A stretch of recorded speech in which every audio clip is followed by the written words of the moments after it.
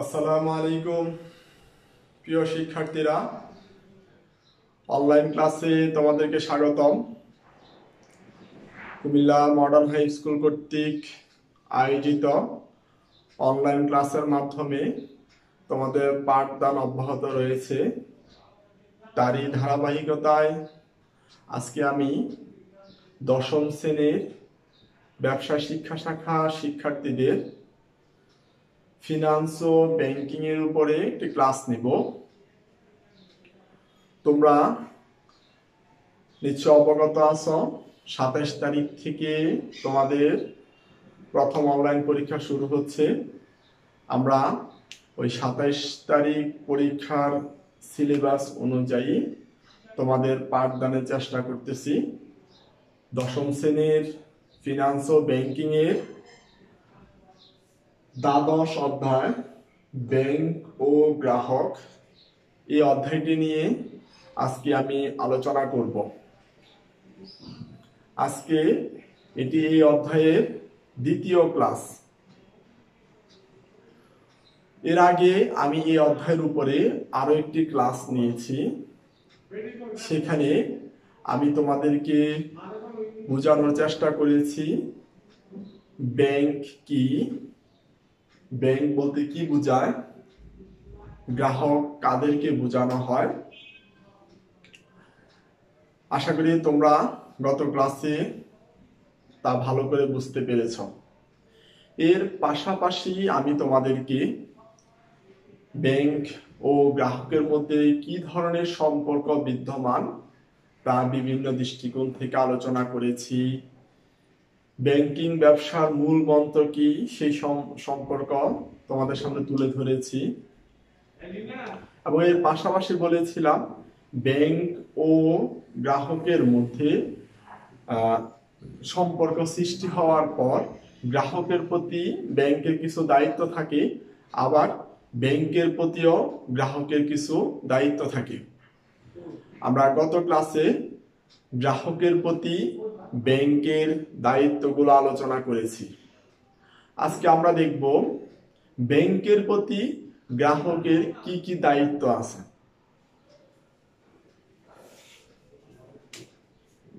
ব্যাংকের প্রতি গ্রাহকের দায়িত্ব।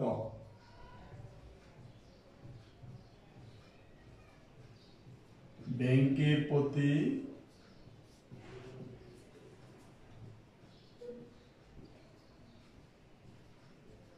গ্রাহকের দায়িত্ব। প্রথমে হচ্ছে সততা,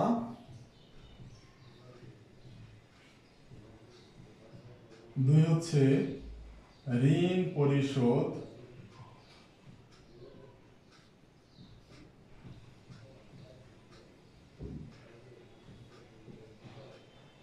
তিন হচ্ছে সুদ আদায়,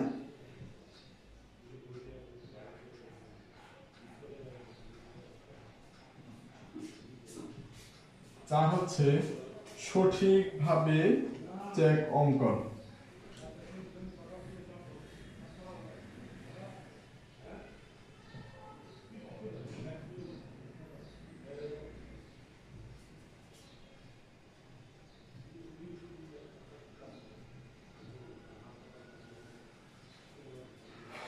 শিক্ষার্থীরা, তোমরা বুঝতে পারতেছো যে গ্রাহকের প্রতি ব্যাংকের যেমন দায়িত্ব আছে, ঠিক তেমনি ব্যাংকের প্রতিও গ্রাহকের কিছু দায়িত্ব কর্তব্য থাকে। এগুলোর মধ্যে প্রথমে আছে সততা, ঋণ পরিশোধ, এরপর আছে সুদ আদায় বা সুদ পরিশোধ, সঠিকভাবে চেক অঙ্কন। অর্থাৎ গ্রাহক যখন ব্যাংকের সাথে সম্পর্কবদ্ধ বা চুক্তিবদ্ধ হবে বা ব্যাংকে যখন কোনো হিসাব খুলবে, তখন তাকে অবশ্যই সততার সাথে তার কার্যাবলী পরিচালনা করতে হবে। ব্যাংক হিসাব খোলার সময় গ্রাহককে ব্যাংকে বিভিন্ন ধরনের তথ্য প্রদান করতে হয়। এই তথ্যগুলো যেন সঠিক হয়, কোনো ভুল বা মিথ্যা বা কাল্পনিক তথ্য দিয়ে ব্যাংক হিসাব খোলা গ্রাহকের জন্য সম্পূর্ণ অনুচিত। এছাড়াও বিভিন্ন ক্ষেত্রে গ্রাহককে অবশ্যই সততার পরিচয় দিতে হবে। যেমন ব্যাংক কর্মকর্তা ভুলে বেশি টাকা গ্রাহককে প্রদান করে ফেলতে পারে। গ্রাহক যদি সেখানে গুনে দেখে যে সেখানে তার নির্দেশের অতিরিক্ত টাকা এসেছে, তাহলে গ্রাহককে অবশ্যই অর্থ ব্যাংকে গিয়ে ফেরত দিয়ে আসতে হবে। এতে তার সততার পরিচয় ফুটে উঠবে। এভাবে ব্যাংক হিসাব খোলা থেকে শুরু করে ব্যাংকের সাথে যতদিন গ্রাহকের সম্পর্ক থাকবে, গ্রাহককে অবশ্যই সততা ও নিষ্ঠার পরিচয় দিতে হবে। অর্থাৎ সৎভাবে সততার সাথে তার আর্থিক লেনদেন ব্যাংকের সাথে সম্পন্ন করতে হবে। এরপর আছে ঋণ পরিশোধ। গ্রাহক ব্যাংক থেকে যখন ঋণ গ্রহণ করবে, অবশ্যই মেয়াদ শেষে বা ঋণ পরিশোধের নিয়ম অনুযায়ী যথাসময়ে বা সঠিক নিয়মে, সেটা কিস্তিতে হোক কিংবা এককালীন হোক, তাকে ঋণ পরিশোধ করতে হবে। অনেকে দেখা যাচ্ছে যে ঋণ গ্রহণ করে ঋণ পরিশোধের ক্ষেত্রে বিভিন্ন ধরনের গড়িমসি বা অনিয়ম দেখায়, যা কখনোই ঠিক নয়। ব্যাংক একটি আর্থিক প্রতিষ্ঠান। গ্রাহকদের এই ঋণ পরিশোধের অক্ষমতার কারণে বা ঋণ পরিশোধ না করার কারণে ব্যাংকের অর্থনৈতিক কার্যাবলীতে সমস্যা দেখা দিতে পারে। কাজেই গ্রাহকদের উচিত ঋণ গ্রহণ করার পর যথাসময়ে এই ঋণ পরিশোধ করা। সুদ আদায়। ব্যাংকের প্রতি গ্রাহকের যে সকল দায়িত্ব আছে, যে গ্রাহকদের থেকে ব্যাংক সুদ আদায় করবে, গ্রাহকরা ব্যাংকে যথাসময়ে ঋণ গ্রহণ করলে সুদ পরিশোধ করবে। আবার গ্রাহকরা ব্যাংকে যে আমানত রাখে, এই আমানতকৃত অর্থের উপরে যে সুদ পাবে তা যথাসময়ে গ্রহণ করবে বা এটা তাদের অ্যাকাউন্টে হিসাবে এসে জমা হবে। সঠিকভাবে চেক অঙ্কন। চেকের মাধ্যমে গ্রাহক ব্যাংক থেকে তার জমাকৃত টাকা বা আমানতকৃত টাকা উত্তোলন করে থাকে। এই চেক যদি ভুল হয় বা চেক যদি গরমিল হয়, সেক্ষেত্রে ব্যাংক তার আমানতকৃত টাকা প্রদানের ক্ষেত্রে সন্দেহ পোষণ করতে পারে। কাজেই গ্রাহক যখন কোনো চেক অঙ্কন করবে, সেটা যেন নির্ভুল হয়, সেটা যেন স্পষ্ট হয়। চেক লিখার যে সকল নিয়ম কারণ আছে, সেগুলো যেন যথাযথভাবে পালন করা হয়। গ্রাহককে অবশ্যই সেদিকে খেয়াল রাখতে হবে। তাহলে আমরা দেখলাম যে ব্যাংকের প্রতি গ্রাহকের দায়িত্ব সততা, ঋণ পরিশোধ, সুদ আদায়, সঠিকভাবে চেক অঙ্কন, এগুলো গ্রাহক ব্যাংকের প্রতি অবশ্যই যথাযথভাবে পালন করবে। এরপরে আমরা এখানে দেখব চেকের প্রকারভেদ। চেক কত প্রকার?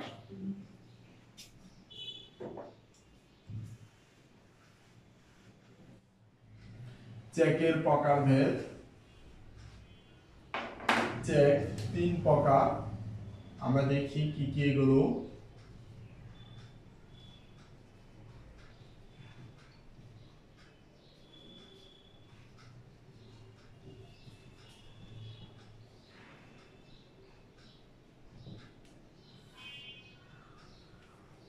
প্রথমে হচ্ছে বাহক চেক।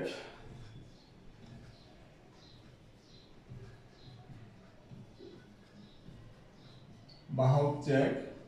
2 নম্বর হচ্ছে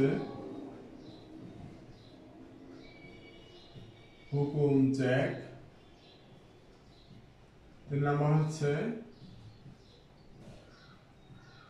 দাগ কাটা চেক।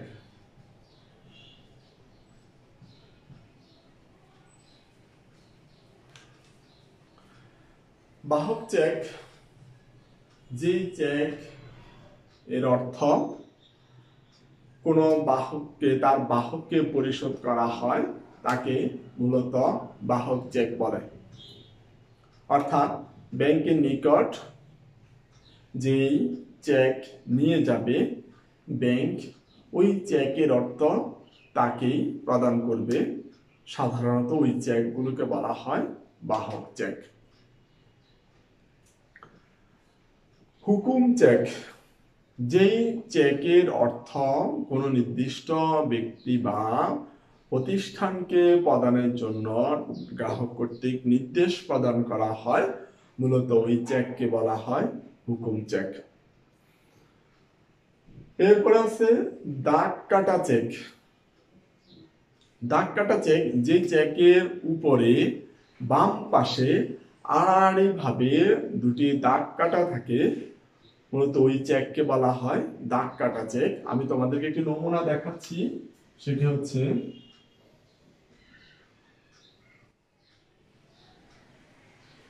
এটা যদি একটি চেক হয়, এটার উপরে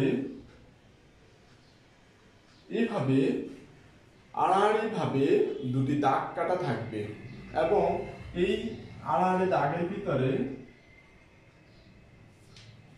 তার অ্যাকাউন্ট পে বা হিসাবের নাম অথবা যার জন্য এই চেকটি তৈরি করা হয়েছে তার হিসাব নং লেখা থাকবে। দাগ কাটা চেককে অধিকতর নিরাপদ চেক বলা হয়, কেননা এই চেকের অর্থ নগদে উত্তোলন করা যায় না। কাজে এই চেকটি যদি হারিয়ে যায় বা চুরি হয়ে যায় তাহলে এই চেকের অর্থ কেউ নগদে উত্তোলন করতে পারবে না। তাহলে কিভাবে এই চেকের টাকা আদায় করা হয়? তাহলে এখানে যে অ্যাকাউন্ট পে যার জন্য চেকটি কাটা হয়, এই আড়াআড়ি অংশে যে হিসাব নং কিংবা যার নাম উল্লেখ থাকবে তার অ্যাকাউন্টে গিয়ে বা ওই নির্দিষ্ট হিসাবে গিয়ে এই দাগ কাটা চেকের টাকা জমা হবে। এই কারণে দাগ কাটা চেককে অধিকতর নিরাপদ চেক বলা হয়। তোমরা তোমাদের সৃজনশীল পরীক্ষার ক্ষেত্রে এই প্রশ্নটি পেতে পারো, অধিকতর নিরাপদ চেক কোনটি ব্যাখ্যা করো, বা দাগ কাটা চেক কি ব্যাখ্যা করো। এরপর এই অধ্যায়ে আমরা যেটি দেখব তা হচ্ছে ব্যাংক ও গ্রাহকের সম্পর্কের অবসান।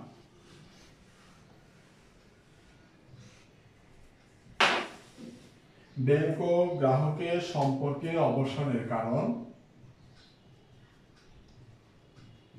ব্যাংক ও গ্রাহকের সম্পর্ক অবসানের কারণ।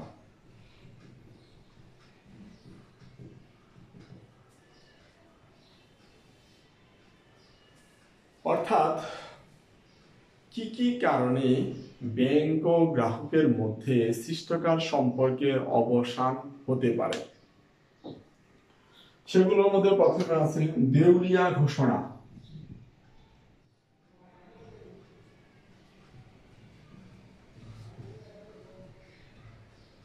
দেউলিয়া ঘোষণা।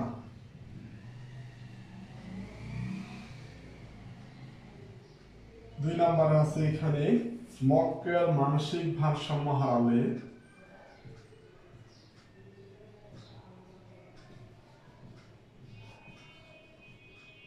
মানসিক ভারসাম্য হারালে। তিন নম্বর হচ্ছে গার্নিশিও অর্ডার জারি হলে।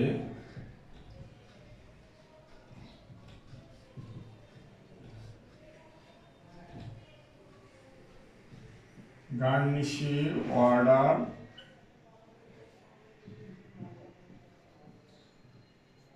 জারি হলে। 4 নম্বর হচ্ছে ব্যাংকের নিজস্ব সিদ্ধান্ত।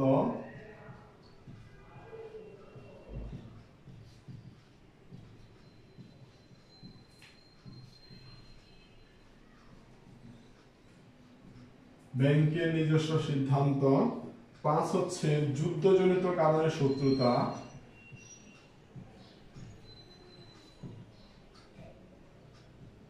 যুদ্ধজনিত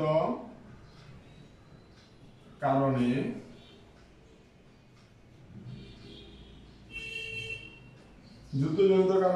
শত্রুতা। মক্কেলের নিজস্ব সিদ্ধান্ত।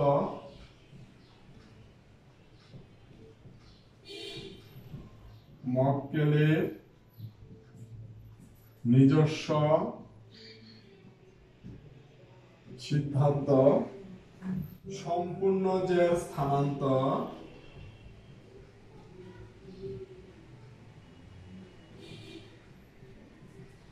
সম্পূর্ণ জের স্থানান্তর। 8 নম্বর হচ্ছে মৃত্যুজনিত কারণে।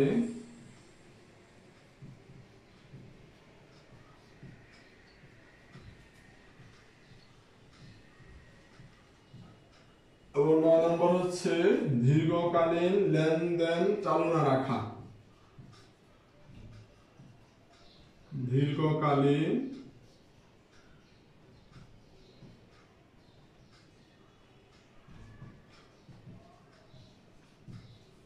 লেনদেন চালু না রাখা। যে সকল কারণে ব্যাংক ও গ্রাহকের মধ্যে সম্পর্কের অবসান হতে পারে সেগুলোর মধ্যে উল্লেখযোগ্য কিছু কারণ হলো দেউলিয়া ঘোষণা, মক্কেল মানসিক ভারসাম্য হারালে, গার্নিশি অর্ডার জারি হলে, ব্যাংকের নিজস্ব সিদ্ধান্ত, যুদ্ধজনিত কারণে শত্রুতা, মক্কেলের নিজস্ব সিদ্ধান্ত, সম্পূর্ণ জের স্থানান্তর, মৃত্যুজনিত কারণে দীর্ঘকালীন লেনদেন চালু না রাখা। আমরা প্রথমে দেখতেছি দেউলিয়া ঘোষণা। যদি কোনো গ্রাহক ব্যবসা করতে করতে দেউলিয়া হয়ে যায় কিংবা ব্যাংক দেউলিয়া হয়ে যায়, ব্যাংকের পক্ষে গ্রাহকের অর্থ পরিশোধ করা সম্ভব নয়, সেক্ষেত্রে ব্যাংক ও গ্রাহকের মধ্যে সম্পর্কে অবসান ঘটতে পারে। মক্কেল মানসিক ভারসাম্য হারালে, অর্থাৎ গ্রাহক যখন ব্যাংকে অ্যাকাউন্ট খুলছে তখন সুস্থ ছিল, পরবর্তীতে মানসিক ভারসাম্য বা পাগল হয়ে গেলে সেক্ষেত্রে গ্রাহকের সাথে ব্যাংকের সম্পর্কের অবসান ঘটে। গার্নিশি অর্ডার জারি হলে, আদালত কর্তৃক কোনো ব্যাংক হিসাবের উপরে যদি গার্নিশি অর্ডার জারি করা হয় সেক্ষেত্রে গ্রাহকের সাথে ব্যাংকের সম্পর্ক বিচ্ছিন্ন হয়ে যেতে পারে। ব্যাংকের নিজস্ব সিদ্ধান্ত। ব্যাংক যদি কোনো কারণে মনে করে যে কোনো গ্রাহককে তার গ্রাহক হিসেবে রাখা ঠিক হবে না, কিংবা যে কোনো কারণে তাকে গ্রাহকের নাম থেকে বাদ দিতে চায়, তাহলে ব্যাংক ওই গ্রাহকের নাম বাদ দিতে পারে। অর্থাৎ ব্যাংকের নিজস্ব সিদ্ধান্তের কারণে ব্যাংক ও গ্রাহকের মধ্যে সম্পর্কে অবসান ঘটতে পারে। যুদ্ধজনিত কারণে শত্রুতা। যদি যুদ্ধজনিত কারণে ব্যাংক ও গ্রাহক বিপরীত অবস্থানে থাকে, অর্থাৎ একজন আরেকজনের প্রতি শত্রুতা প্রদর্শন করে, সেক্ষেত্রে ব্যাংক ও গ্রাহকের মধ্যে সম্পর্কের অবসান হয়ে থাকে। মক্কেলের নিজস্ব সিদ্ধান্ত। মক্কেল যদি মনে করে যে এই ব্যাংকে তার হিসাব রাখা কোনো কারণে তার জন্য ঠিক হচ্ছে না, কিংবা এখান থেকে তার ব্যবসায়িক লেনদেন বা আর্থিক লেনদেন সম্পন্ন করা কঠিন বা দূর হয়ে পড়ছে ইত্যাদি কারণে ব্যাংক তার নিজস্ব সিদ্ধান্ত অনুযায়ী ওই ব্যাংকের সাথে গ্রাহক তার সম্পর্ক ছিন্ন করতে পারে। সম্পূর্ণ জের স্থানান্তর। গ্রাহক যদি তার হিসাবে সমুদয় অর্থ অন্য কোনো ব্যক্তি বা প্রতিষ্ঠানের নামে স্থানান্তর করে থাকে, তাহলে ব্যাংক ও গ্রাহকের মধ্যে সম্পর্কের অবসান হতে পারে। মৃত্যুজনিত কারণে। কোনো গ্রাহকের মৃত্যু হলে ওই ব্যাংক ও গ্রাহকের মধ্যে সম্পর্কের অবসান হবে। দীর্ঘকালীন লেনদেন চালু না রাখা, যে হিসাব খোলার পর কোনো ধরনের আর্থিক লেনদেন তেমন করা হয় নাই বা অনেক দিন ধরে এই হিসাবে কোনো ধরনের টাকা পয়সা জমা দেওয়া কিংবা কোনো আর্থিক লেনদেন সংঘটিত হয় নাই, সেক্ষেত্রে গ্রাহক এর সাথে ব্যাংকের সম্পর্ক ছিন্ন হয়ে যাবে। তাহলে শিক্ষার্থী বন্ধুরা, আমরা আজকে এই অধ্যায়ের দ্বিতীয় পাঠে ব্যাংকের প্রতি গ্রাহকের দায়িত্ব কি হয়, কি হতে পারে সেগুলো দেখলাম। ব্যাংক হিসাবের ক্ষেত্রে, ব্যাংকে হিসাবে টাকা উত্তোলনের ক্ষেত্রে কি কি চেক ব্যবহৃত হতে পারে, অর্থাৎ চেকের প্রকারভেদ দেখলাম। এবং সর্বশেষ আমরা দেখলাম যে ব্যাংক ও গ্রাহকের সম্পর্কের অবসানের কারণ। আমি মূল কথাগুলো আরেকবার বলে নিচ্ছি, মনোযোগ দিয়ে শোনো।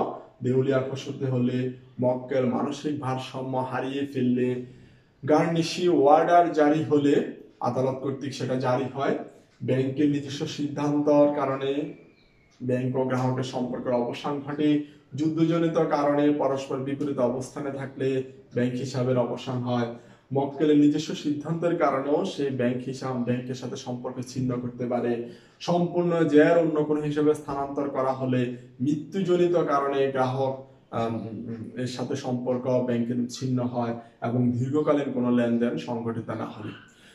তো শিক্ষার্থী বন্ধুরা, এই অধ্যায়টা তোমরা ভালো করে দেখবে, এটি তোমাদের অনলাইন পরীক্ষা অন্তর্ভুক্ত আছে। আশা করব তোমরা আজকের এই পাঠটি ভালোভাবে বুঝতে পেরেছ এবং পরীক্ষা ভালো করবে। আগামীতে আরো একটি নতুন ক্লাস নিয়ে তোমাদের সামনে হাজির হব। সে পর্যন্ত সবাই ভালো থাকো। আসসালামু আলাইকুম।